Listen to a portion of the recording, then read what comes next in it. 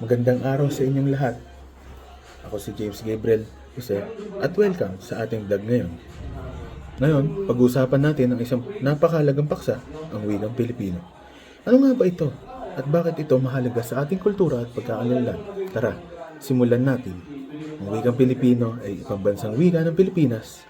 Ito ay isang bersyon na Tagalog na pinagyamanan at pinagsama-sama ang iba't ibang dialekto at wika mula sa iba't ibang bahagi ng bansa.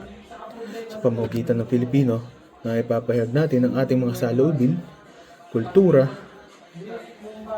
Ang Pilipino ay nagsisilbing tulay. Na ipapahayag natin sa mga saloobin, kultura at tradisyon. Ngunit bakit nga ba mahalaga ang wikang ito? Una, ito ay nag-uugnay sa atin bilang mga Pilipino sa kabila ng pagkakaiba-iba ng mga ating mga wika at kultura. Ang Filipino ay nagsisilbing tulay upang tayo magkaintindihan. Pangalawa, ito ay isang paraan upang mapanatili ang ating mga tradisyon, kasaysayan. Sa pamamagitan ng mga kwento, tula at awit sa Filipino, na ipapasa natin ang ating kultura sa susunod na henerasyon. Ngayon, paano natin mapapalaganap ang wikang Filipino? Una, mahalaga ang paggamit nito sa araw-araw, sa ating mga pag-uusap, social media, at kahit sa paaralan.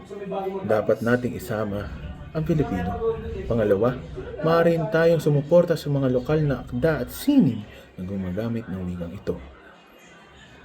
Sa ganitong paraan, mas mapapalaganap natin ang ating wika at kultura.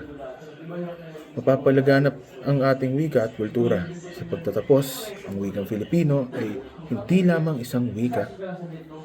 Ito ay simbolo ng ating pagkakaisa, pagkakalinlan bilang mga Pilipino. Kaya patuloy natin ipagmalaki at gamitin ang wika. Kung gusto mo ang vlog na ito, huwag kalimutan mag-like, share, and subscribe. Hanggang sa muli, paalam!